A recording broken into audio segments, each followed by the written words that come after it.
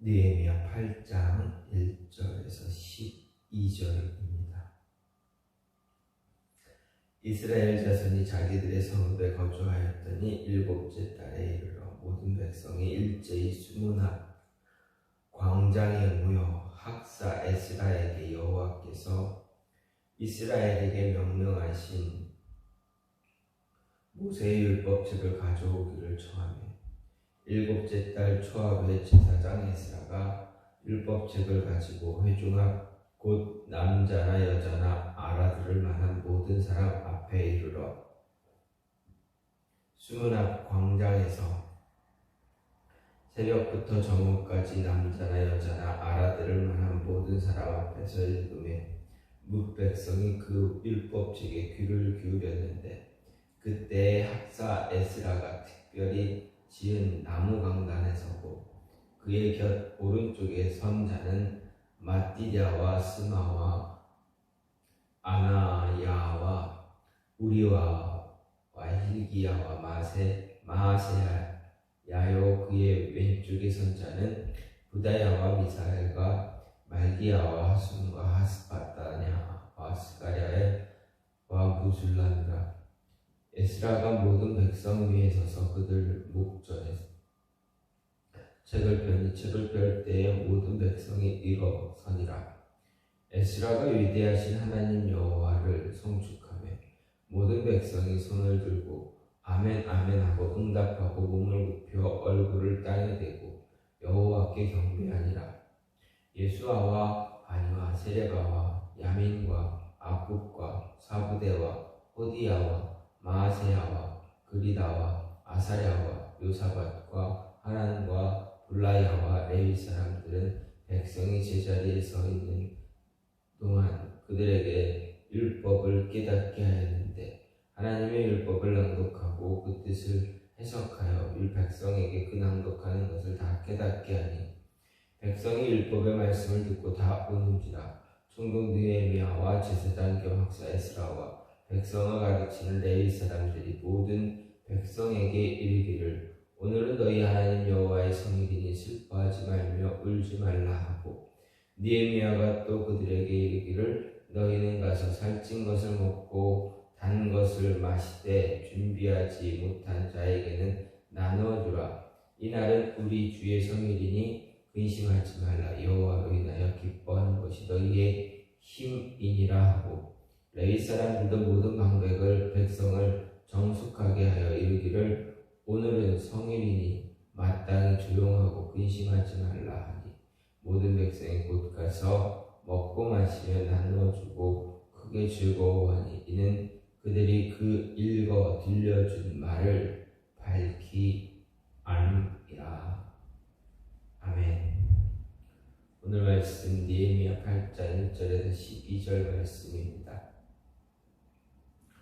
오늘 말씀은 느헤미야를 크게 두 부분으로 나눴을 때 1장부터 7장, 8장부터 13장 이렇게 나누게 되는데 그 오늘 말씀은 이제 1장부터 7장이 지나고 두 번째 부분 8장부터 13장으로서 이스라엘의 언약갱신과 개혁을 중심으로 다루고 있습니다. 이 8장부터 10장은 7월 절기 준수와 에스라 느헤미야의 주도 아래 이루어진 이스라엘의 언약갱신인데 그 가운데서 8장은 이스라엘의 언약갱신 직전에 있었던 7월 절기 준수를 이야기합니다. 그 가운데서 오늘 말씀은 나팔절에 있었던 에스라의 율법 낭독과 유대 귀한 백성의 통회 그리고 나팔절 준수에 대해서 기록하고 있습니다. 먼저 1절은 7월이 되자 유다 귀환민들이 7월 절기를 지키기 위해 각기 살던 곳으로부터 예루살렘의 수문 앞 광장에 모이고 학사 에스라에게 모세의 율법을 가져와 낭독할 것을 요청한 사실입니다. 또 2절 3절은 에스라가 유대 종교력으로 7월 1일 곧 나팔절에 율법책을 가지고 백성들이 모여있는 수문 광장으로 와서 새벽부터 한낮에 이르기까지 백성들 앞에서 율법을 낭독한 사실입니다. 4절부터 8절은 에스라가 율법을 낭독할 때 정경을 보다 자세하게 묘사하고 있습니다. 마지막으로 9절에서 12절은 율법을 들은 백성들이 슬피 우는 가운데 느헤미야를 비롯한 지도자들이 그들을 위로하고 그들이 행할 일을 지시한 사실, 그리고 백성들이 지도자들의 지시에 순종한 사실을 이야기합니다. 예루살렘 성벽의 재건이 완료된 것은 유대종교력으로 6월 25일입니다.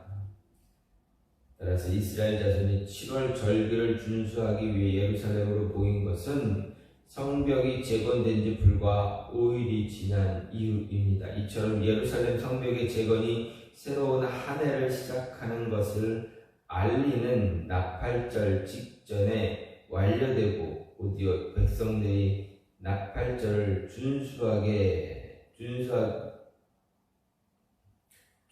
된 것은 바벨론에 의해 나라가 멸망하고 백성들이 포로가 되었으므로 사라진 것처럼 보였던 이스라엘 백성들의 3차에 걸쳐 돌아온 포로 귀환과 예루살렘 성벽 재건을 계기로 외형적으로 온전히 재건되고 회복돼서 새로운 출발을 하게 되었다라는 것을 상징적으로 보여주고 있습니다.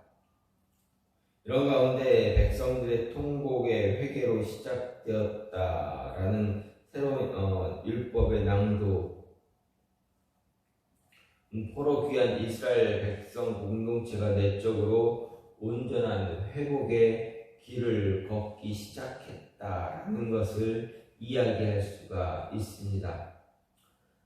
어쨌든 오늘 말씀은 에스라서 말미에 이방인의 통합 문제를 해결하는 등 이스라엘의 개혁을 주도하였으면서도 성벽 재건 과정에서 일절 언급되지 않았던 에스라가 갑자기 등장해서 백성들 앞에서 율법을 낭독하는 등 느헤미야와 함께 포로기 후대 이스라엘의 개혁의 주체로 다시 부각되고 있다는 것입니다.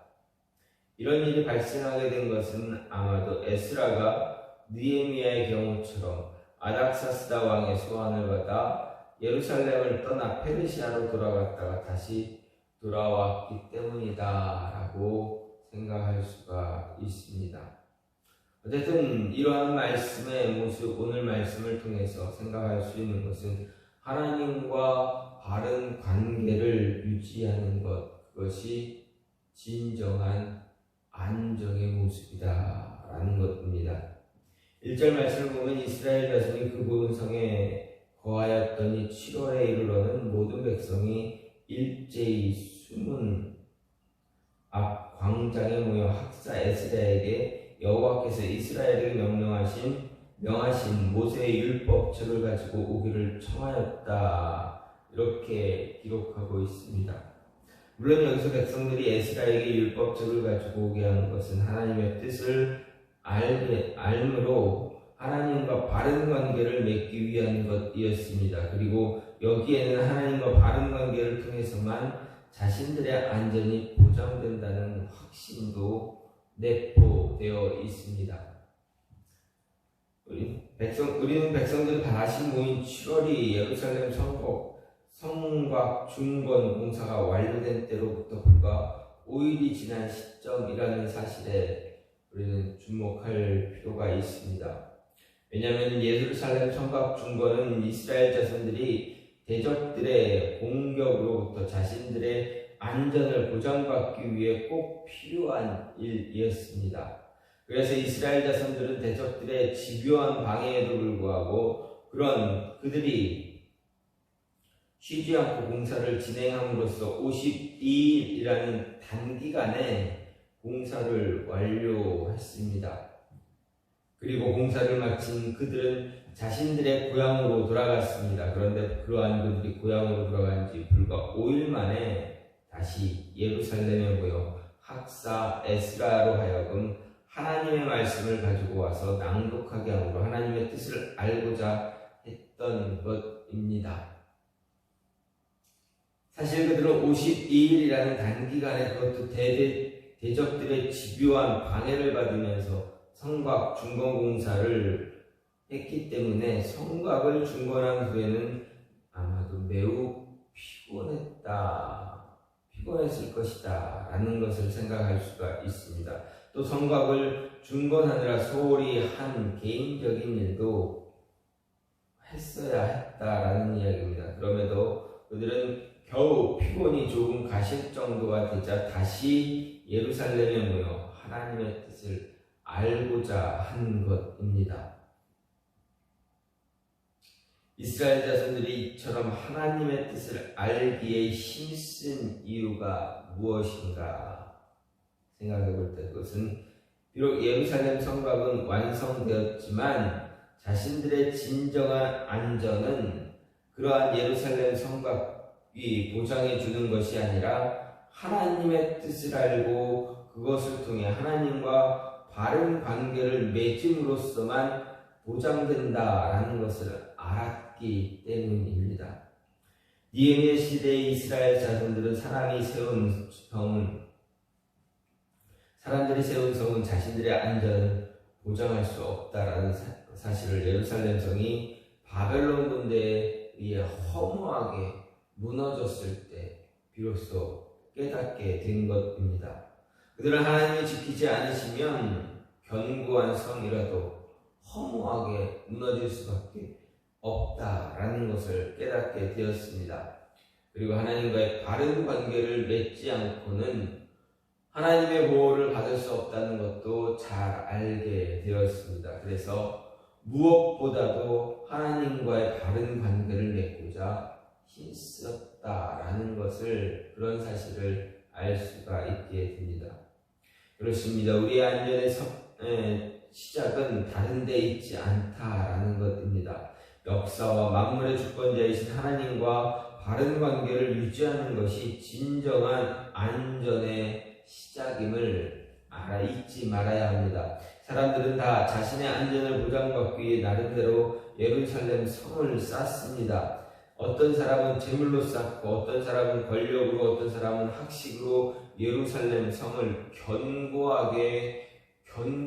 아주 견고하게 세우고 있습니다. 하지만 많은 사람들이 하나님과 바른 관계를 맺는 일에는 소홀히 하고 있음을 보게 됩니다. 많은 사람들이 자기가 쌓은 예루살렘 성만을 의지하고 그것이 자신의 안전을 보장해 줄 것으로 생각합니다. 심지어 우리들 가운데서 자신의 예루살렘 성을 더욱 견고하게 하기 위해 하나님과의 바른 관계를 맺는 일을 소홀히 하기까지도 합니다. 마땅히 하나님께 나와야 할 시간에 자신이 쌓는 그 성에 더 집중해서 성을 쌓기만 하는데 급급한 모습을 갖게 됩니다. 하지만 성경은 무엇라 이야기합니까? 시편 127편 1절에 보면 여호와께서 집을 세우지 아니하시면 세우는 자의 수고가 헛되며 여호와께서 성을 지키지 아니하시면 파수꾼의 경성함이 허사다라고 이야기합니다. 예루살렘이 망한 것이 성이 견고하지 않았기 때문이 아니다라는 것을 우리는 다시 한번 생각해 보아야 합니다. 하나님과의 관계가 바르게 형성되지 못하면 하나님께서 지켜주지 아니하시기 때문에 그래서 이스라엘의 예루살렘 성은 망하게 되었다라는 것 우리는 잊지 말아야 합니다. 따라서 무엇보다 하나님과의 바른 관계를 갖기 위해 힘쓰고 애쓰고 노력하는 그러한 모습이 저와 여러분 안에 있어야 한다라는 것입니다. 이 관계를 유지하기 위해서 우리는 정말 발버둥 칠 수 있는 그러한 모습을 가져야 합니다.